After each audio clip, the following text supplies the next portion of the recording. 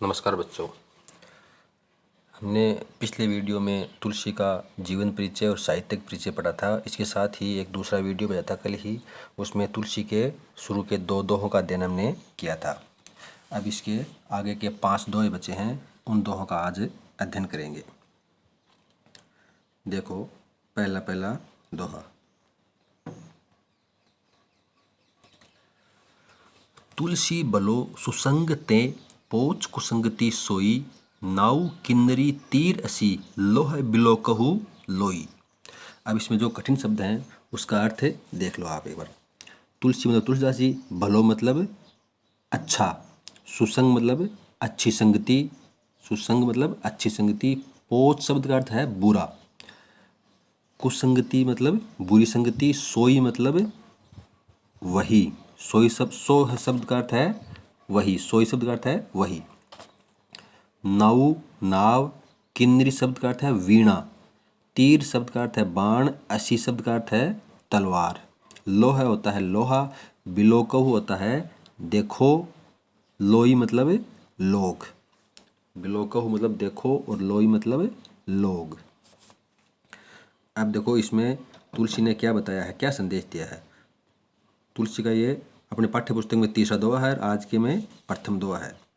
तो तुलसीदास ने इसमें सुसंगत का महत्व बताया है। इस दोहे में तुलसीदास जी ने सुसंगत का महत्व बताया है। तुलसीदास जी कहते हैं कि मनुष्य अच्छी संगत से भला और प्रशंसनीय बन जाता है, वही मनुष्य कुसंगत से पोच अर्थात बुरा बन जाता है। नाव व वीणा में लगा हुआ लोहा सबको अच्छा लगता है, लेकिन देखो बाण और तलवार में लगा हुआ लोहा हानिकारक होने के कारण इसकी कोई प्रशंसा नहीं करता है। देखो प्रस्तुत दोहे में क्या बताया है, संगत का महत्व है, और इसके उदाहरण दिए हैं। अच्छी संगत का उदाहरण दिया है नाव व वीणा का, और बुरी संगत का उदाहरण दिया है बाण व तलवार का। दोनों में ही लोहा लगा होता है, लेकिन अच्छी संगत नाव वीणा में लगा हुआ लोहा है वह सबको अच्छा लगता है, और बुरी संगत बाण और तलवार में लगा हुआ लोहा की कोई प्रशंसा नहीं करता है। तो इस दोहे में तुलसीदास जी ने संगत का महत्व स्पष्ट किया है। देखो इसमें उदाहरण अलंकार है, लिख लो इसकी साइड में आगे, उदाहरण अलंकार का प्रयोग किया है, ब्रज भाषा है ही, छंद दोहा का प्रयोग किया है। अब देखो दूसरा दोहा। राम कृपा तुलसी सुलभ गंग सुसंग समान, जो जल परे जो जन मिले कीजे आपू समान।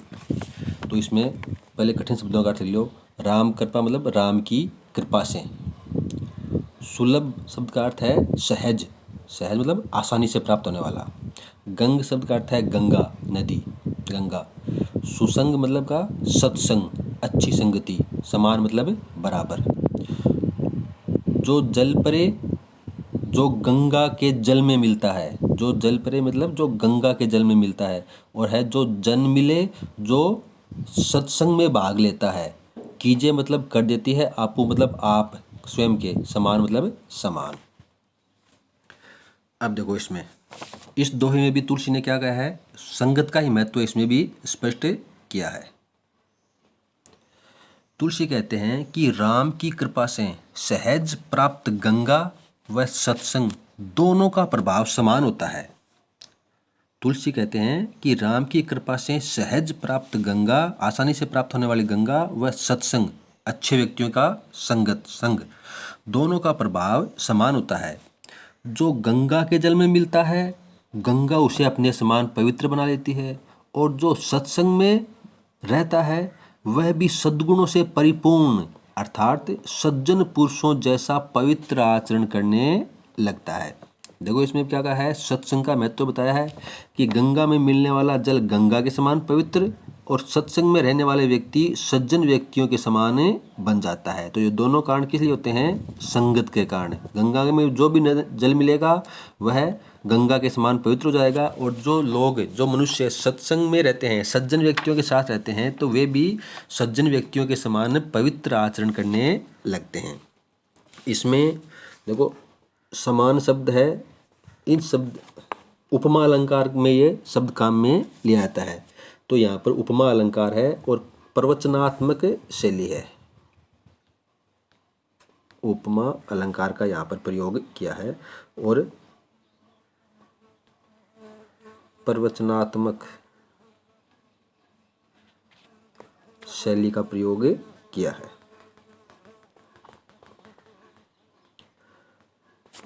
अब देखो आज का तीसरा दोहा। तुलसी या संसार में भांति भांति के लोग, सबसों हिल मिल चालिए नदी नाव संयोग। तो इसमें जो कठिन शब्द है उसका अर्थ लिख लो पहले। भांति भांति मतलब भिन्न भिन्न स्वभाव वाले, भांति भांति शब्द भिन्न भिन्न स्वभाव वाले। सबसों मतलब सबसे, हिल मिल मतलब प्रेम से, चालिए मतलब चलिए या व्यवहार कीजिए, नदी नाव संयोग मतलब है थोड़े समय का साथ। नदी नाव संयोग मतलब होता है थोड़े समय का साथ। ये एक लोकोक्ति है, नदी नाव संयोग, इसका अर्थ होता है थोड़े समय का साथ है होना। देखो अब इसका अर्थ, इस दोहे में तुलसीदास जी ने हिल मिल कर चलने का संदेश दिया है, मिलजुल कर चलने का संदेश दिया है। तुलसी कहते हैं कि इस संसार में भिन्न भिन्न स्वभाव वाले लोग रहते हैं, हमें सबसे प्रेम से व्यवहार करना चाहिए। मानव जीवन नदी पार करते समय नाव में बैठे व्यक्तियों के समान है। जैसे नाव में भिन्न भिन्न स्वभाव वाले लोग बैठते हैं और उतरते हैं, अपने अपने स्थान पर चले जाते हैं, वैसे ही मानव जीवन भी थोड़े समय का होता है। इसे प्रसन्नता से बिताना चाहिए, किसी से द्वेष व अहंकारपूर्ण व्यवहार नहीं करना चाहिए। तो इस दोहे में तुलसी ने मिलजुल कर प्रेम पूर्वक रहने का संदेश दिया है। इसके लिए उदाहरण दिया है नदी नाव का।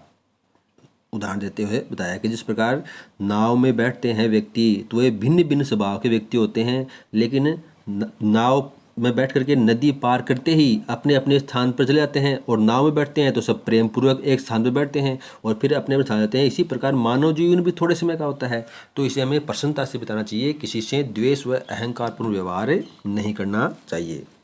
इसमें भांति भांति शब्द में पुनरुक्ति प्रकाश अलंकार है।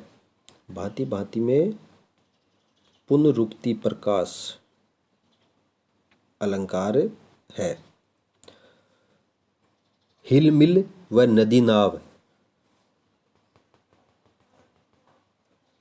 हिल मिल नदी नाव, इसमें अनुप्रास अलंकार का प्रयोग किया गया है। इसमें अनुप्रास अलंकार का प्रयोग किया गया है। यहाँ पे इस दोहे के बराबर में लिख लेना। अब देखो आज का चौथा दोहा। तुलसी पावस के समय धरी कोकिलन मौन, अब तो दादुर बोली है हमें पूछी है कौन। तो इसमें जो कठिन शब्द उसका अर्थ लिख लो।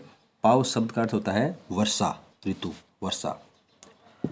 धरी मतलब धारण कर लेती है, कोकिलन मतलब कोयल, दादुर शब्द का अर्थ है मेंढक, दादुर शब्द का अर्थ होता है मेंढक।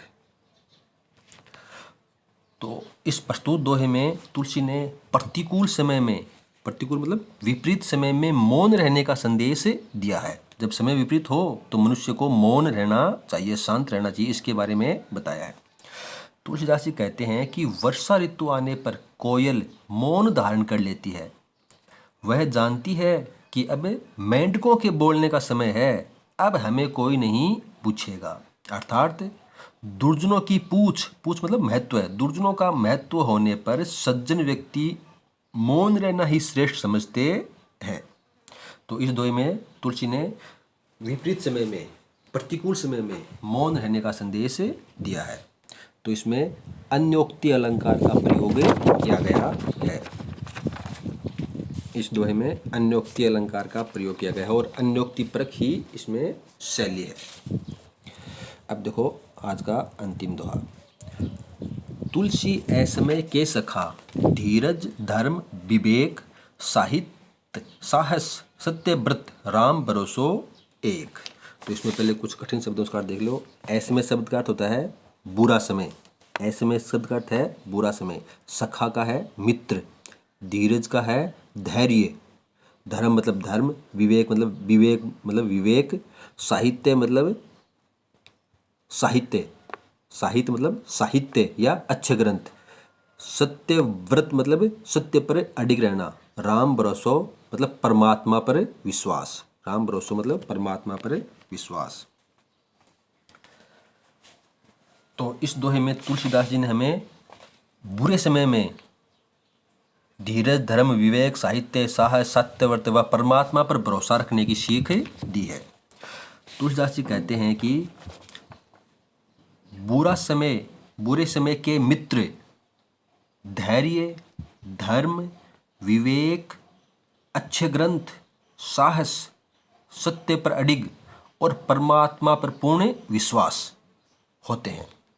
अच्छे समय के मित्र, बुरे समय के मित्र कौन होते हैं? बुरे समय के मित्र होते हैं धैर्य, व्यक्ति को धैर्य रखना चाहिए, अपने धर्म पर अडिग रहना चाहिए, विवेक का पालन करना चाहिए, अच्छे ग्रंथों का अध्ययन करना चाहिए, साहस से सामना करना चाहिए, सत्य पर अडिग रहना चाहिए और अपने परमात्मा पर पूर्ण विश्वास रखना चाहिए। इन गुणों के कारण मनुष्य बड़े से बड़े संकट का सामना कर सकता है। तो इस पर एक प्रश्न बनता है कि तुलसी ने बुरे समय के साथी किसे कहा है? तुलसी ने बुरे समय के साथी किसे कहा? तो तुलसी ने बुरे समय के साथी धैर्य, धर्म, विवेक, साहित्य, साहस, सत्य पर अडिग रहना और परमात्मा पर पूर्ण विश्वास, इस सब को तुलसीदास जी ने बुरे समय के मित्र कहा है।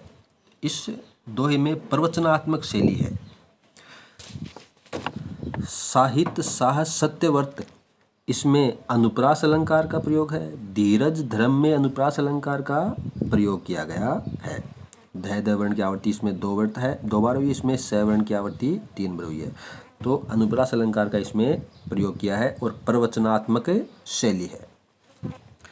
तो आज अपना तुलसीदास जी के ये जो 7 दोहे हैं, 7 दोहे पूरे हो गए हैं। तो कल मैंने 2 दोहों का आपको सरलार्थ दिया था और आज 5 दोहे हैं, इसका सरलार्थ अपनी कॉपी में करना है। धन्यवाद।